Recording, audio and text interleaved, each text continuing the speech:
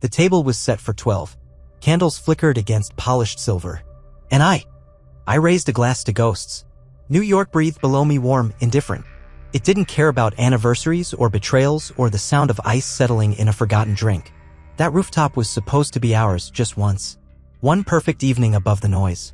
I'd rented it 3 months ago, before the silences, before her distance grew into absence. Before I learned that absence could be so loud. Every detail had been curated. The navy blazer. The pianist who used to busk in Union Square, now playing Gershwin under Edison bulbs. Even the roses, deep red, almost black in the candlelight. Her favorite. At 7:03 I checked my phone. No texts. Just the wallpaper, us, blurry, smiling, caught mid-laugh in Central Park last spring.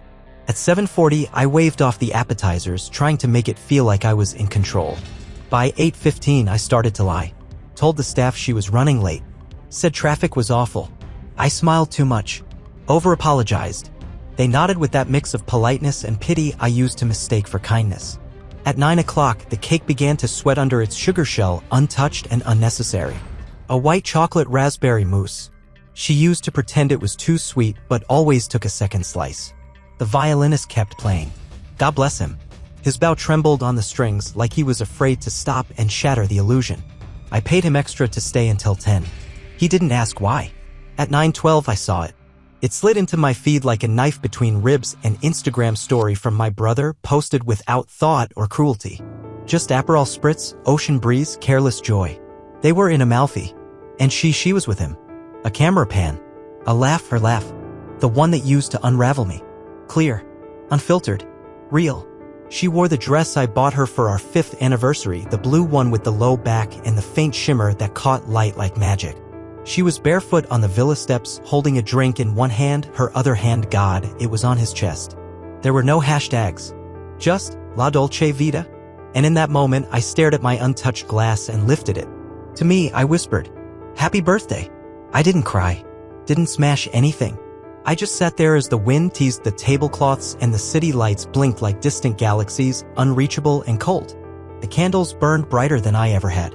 And that was the part that stayed with me. Not her betrayal. Not even the story. Just this truth. I had thrown a dinner party for people who no longer existed and lit candles for a woman who forgot I was alive. I had thrown a dinner party for people who no longer existed and lit candles for a woman who forgot I was alive. The candles burned brighter than I ever had. She didn't lie. She just stopped telling me anything worth hearing. The next morning, everything felt like it was trying too hard to be normal. The coffee pot was clean, dry, and untouched. No half-stirred almond milk carton on the counter, no teaspoon left beside the sink like usual. Her gym shoes, white Nikes with the faint lilac trim, sat by the door, exactly parallel, like she'd arranged them for a photograph. Still spotless. Like they'd never been outside, never carried her away from me. In the hallway, a suitcase I hadn't noticed before leaned near the wall. Half-zipped. Not hidden. Not packed in a rush. Just there. I must have passed it a dozen times. Maybe more. But there's a strange trick the mind plays when it's not ready. You can't see the things that don't move. And you don't move toward what you already know will hurt. I didn't call her. I didn't ask where she was or why she didn't come home. I couldn't stand the thought of hearing her voice, that soft, familiar melody now tuned to a different key, rewritten for someone else. So instead, I stayed still. I sat in our kitchen where the sunlight always fell in that soft golden slant across the tile. And I stared at her mug. The one with the faded constellation map chipped along the rim. I glued it back together last October after she dropped it reaching for cinnamon. Still works, I'd said, handing it back like I was fixing more than ceramic. She smiled, but not with her eyes. I remember thinking, something's off. But I let it pass. Like I always did. I opened Spotify.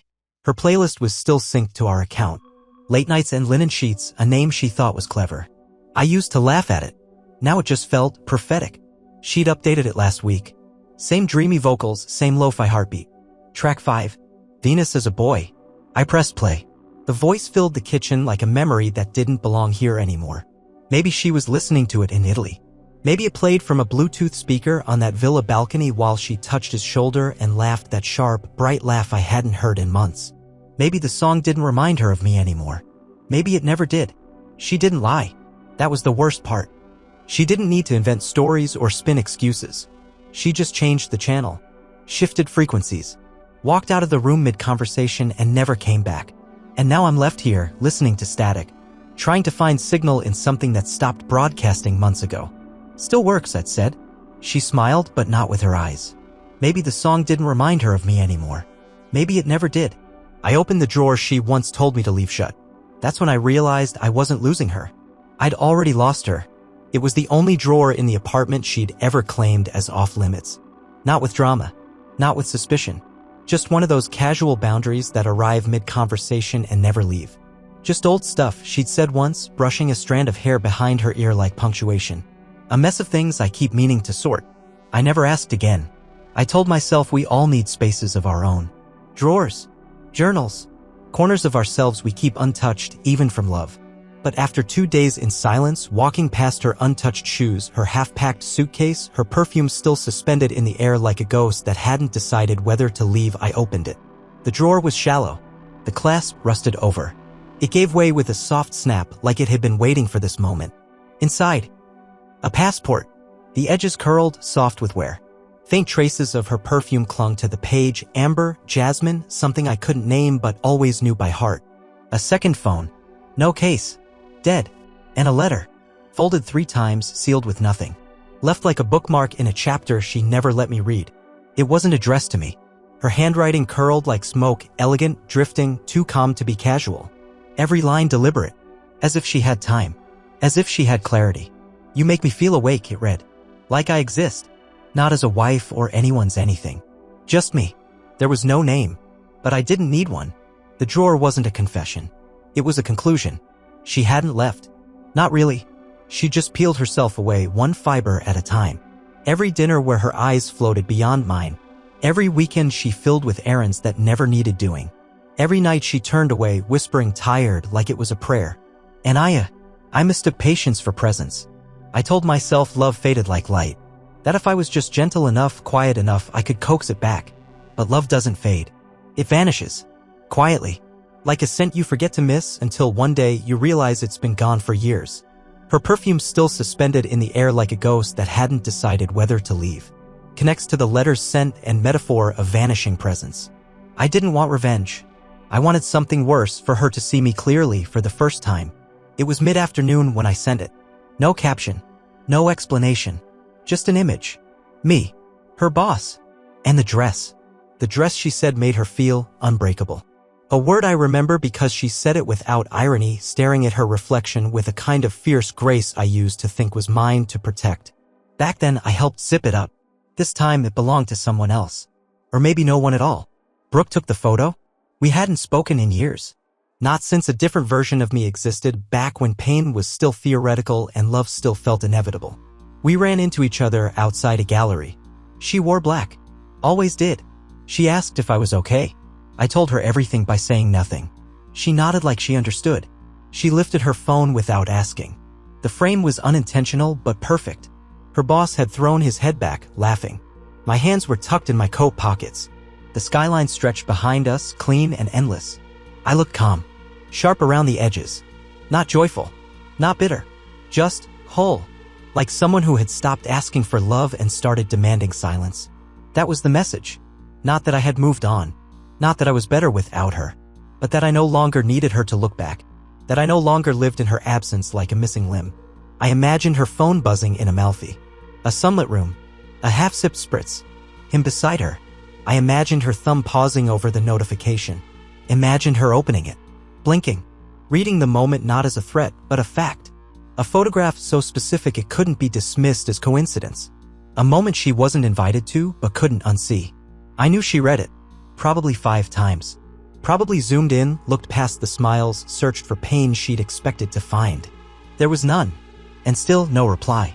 I didn't need one. Because for the first time in months, her silence didn't ache. It didn't echo. It reflected. Her absence was no longer a wound. It was a mirror. And I no longer looked for myself in her. The dress she said made her feel unbreakable. Now a symbol reclaimed, recontextualized without violence. The dress she said made her feel unbreakable. Now a symbol reclaimed, recontextualized without violence. I looked calm, sharp around the edges. Not joyful, not bitter, just whole. Her absence was no longer a wound. It was a mirror. She called, but not to apologize. She wanted to know how I knew. That said everything. It was 3 a.m. in Italy. I imagined the phone glowing on the nightstand, casting light across linen sheets and a body that wasn't mine.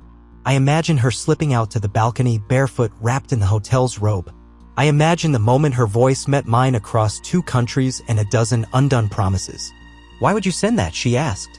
Her voice cracked, not with guilt, but surprise. That thin fissure people get when they realize you were watching, even when they stop performing. I let the silence sit.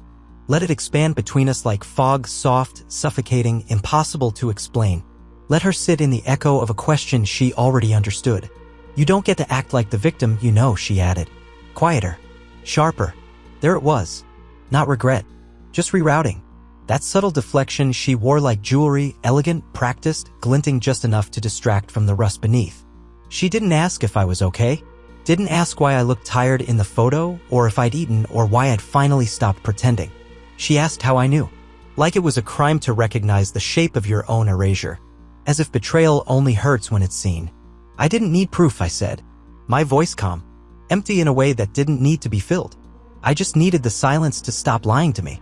She didn't respond. Not with apology. Not even with anger. Just the soft, mechanical click of a call ending. Like closing a book you never meant to finish. No tears. Just static. Again. But this time it didn't cut. This time I didn't sit awake imagining what I should have said. Didn't rehearse forgiveness in the dark. Didn't grip the pillow like it could keep me warm. That night I slept without waking. And for the first time in months I didn't dream of her voice. I stopped opening the blinds. Not out of grief, but because the sun felt like mockery. The apartment dimmed day by day. Not from power loss or storms. Just me. I stopped opening the blinds. Stopped welcoming the sun like it meant something. It felt theatrical now, like a spotlight on an empty stage. Let it stay dark, I thought. The light was starting to feel like mockery. Like it had the audacity to continue, stretching across the floor, catching dust in golden halos when I couldn't. The days blurred. Blended. Soft-edged and slow. Emails went unread. Texts opened, then archived. The doorbell rang twice. I didn't check who it was. The world moved around me like I was background scenery it had outgrown. I watched our wedding video once. Just once. We were dancing in it. Her hair was longer. My smile unguarded. Her eyes, maybe they were brighter. Or maybe I was. Maybe we both just wanted so badly to believe we were starting something unbreakable we forgot to notice the cracks we carried in. She used to say I was steady. The kind of man who made her feel safe. Turns out that's a gentle way of saying boring. Reliable. Predictable. Background. A pedestal becomes a prison when the person standing on it wants to run. I remembered our last dinner. Some quiet place she picked, something with candles and soft jazz and a menu where nothing had prices. She ordered fish. Barely touched it. I remember watching her push asparagus across the plate while her phone buzzed face down. When I got up to pay, she smiled at the screen. Not a smirk. Not laughter. Just a soft, blooming smile. I told myself she was tired. But she wasn't. She was already somewhere else. You don't lose someone overnight. That's the lie we tell ourselves to make the pain feel cinematic. You lose them in 100 tiny silences. A glance that slides past you. A kiss that misses. A story told with less detail. A laugh that sounds different when it isn't meant for you. And then one day you wake up and realize you're not in love anymore. You're in denial. Clutching a shape that no longer holds anything. A pedestal becomes a prison when the person standing on it wants to run. You don't lose someone overnight. You lose them in 100 tiny silences. I found the photo of Brooke while looking for painkillers. I found something else too, who I used to be. It was tucked in the back of the bathroom drawer, behind a half-used roll of gauze and a bottle of expired NyQuil. I wasn't searching for memories. Just painkillers. The kind that help you sleep without dreaming. Instead, I found a box I hadn't seen in years. Cardboard soft at the edges. One corner stained from a spill I never cleaned up. Inside, receipts from restaurants that don't exist anymore, a warranty for a blender we never used, a cracked flashlight that flickered when shaken. And under all of it, a photo. Faded, bent at the corners. Me and Brooke. 22. Soaking wet. Laughing like fools on a sidewalk we didn't want to leave. Her eyeliner had run. I had ketchup on my shirt. She held my arm. I held nothing back. There wasn't a story attached to the photo. No milestone. Just one of those days that mattered because it didn't try to. We hadn't spoken in years. Life had unspooled in different directions.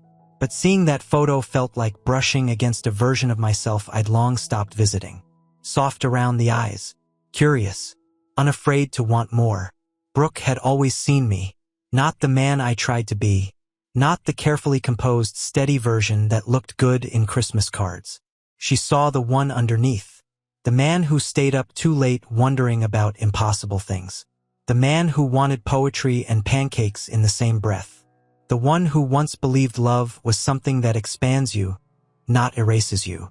Somewhere between paychecks and anniversaries and apologies I didn't mean, I lost that man. And now, holding that photo, I missed him. I didn't think. I just messaged her. No small talk. No deflection. Just, can we talk? She replied almost instantly. Been waiting. It wasn't a lifeline. She wasn't here to fix me. It was something harder. And better. It was a mirror. And for the first time in months, I wanted to look. She held my arm. I held nothing back. It wasn't a lifeline. It was a mirror. She came back. Not for me. For control. That's when I knew I was free. She knocked like it was her door. Used her key anyway. There she was, standing in the frame like it was a scene she thought she still belonged to. A suitcase at her side. No makeup. No apology. I needed space, she said. But I'm here now. Not I missed you. Not I was wrong. Just I'm here. Like her presence was enough to reset the clock. She moved past me without waiting for an answer. Her perfume had changed. Something floral and assertive. The kind that lingers too long. She looked around the apartment like someone inspecting damage. As if her absence was a favor, and now she had returned to assess what I'd done with it. She asked if I'd forgive her. If we could reset. She used the word like it was a game. Like we could reload the last save point. Like heartbreak was something you could undo with a button press. A soft voice, a shift in tone. I nodded, once, then said nothing. Because the moment you stop needing closure, they lose their script. She stayed 3 days, brought her chaos with her, claimed the bedroom like it was still hers. I didn't argue. I stayed in the guest room, where the bed was stiff and the silence didn't smell like regret. We didn't fight. We didn't kiss. We coexisted like two actors reading from different plays. She made coffee but didn't offer me any. I did laundry but didn't ask if she needed anything washed. It was the most honest we'd ever been. On the third morning, she left. No goodbye. No suitcase. Just the sound of the door clicking shut. This time, softer. I didn't follow. Didn't check the hallway. Didn't wonder where she'd gone. And for the first time, I didn't stop her. Because when she walked back in, she thought she still held the ending. But I had already lived it. And that silence, the one I used to beg to be filled, now felt like peace. Because the moment you stop needing closure, they lose their script. She thought she still held the ending. But I had already lived it. I walked the long way home, past the gallery, past our old cafe. I wasn't retracing, I was releasing. The city hadn't changed. But I had. So I walked, past the places that once meant something, past the gallery where Brooke and I re-entered each other's orbits, past the cafe with the uneven tables and burnt espresso we once called ours. I didn't look inside, didn't slow down. I wasn't retracing, I was releasing. There's a difference. One aches, the other exhales. Brooke met me by the river. No makeup, no questions, just presence. That quiet kind that doesn't ask you to smile, doesn't reach for your wounds, doesn't need a reason. We didn't talk about her. Or him. We didn't say words like betrayal or healing. They hung in the air, already understood, like background music you no longer needed to identify. We talked about movies we loved, books we never finished, the way the city feels lonelier when you're trying to come back to yourself. She told me I looked lighter. I told her I wasn't. But I wanted to be. She nodded. No push. No fix. Then, gently, she reached for my hand. And I didn't flinch. Not because I was ready for something new, but because I wasn't afraid of being touched by kindness anymore. There was no dramatic kiss. No orchestral swell. No camera-ready crescendo. Just air. Clean and unscripted. Just the sound of the water nearby, folding itself endlessly forward. And in that stillness, I realized I was no longer holding grief. I was holding space. For myself. One aches. The other exhales. I was no longer holding grief. I was holding space. I didn't forgive her. I didn't hate her. I just no longer needed her name to mean anything. Some things I kept. Some I didn't. I sold the rooftop reservation for next year. Let someone else have the view. Let the candles flicker for a different story. The drawer's empty now. Not from rage or ritual, just quiet. The letter still exists, but I didn't burn it. I didn't need to. There's a difference between letting go and needing to prove you have. I still sleep on the left side of the bed. Not out of longing. Just muscle memory. I still play her old playlists sometimes. Track 5 still floats in with its breathy vocals and low bass. But it doesn't hit like it used to. It sounds like a language I once spoke fluently but no longer dream in. I saw my brother last week. We talked about the weather. About mom. About nothing. He looked older. Or maybe I just stopped trying to impress him. And that made both of us feel more honest. Brooke sends me photos sometimes, plants she's trying not to kill. Sometimes they're wilting. Sometimes blooming. I send her silence in return. Not avoidance. Just space. And she understands that too. She always has. And me? I don't need a birthday to remember who I am. I don't need an apology to close the book. I don't need a mirror to prove I'm here. Because I stopped disappearing.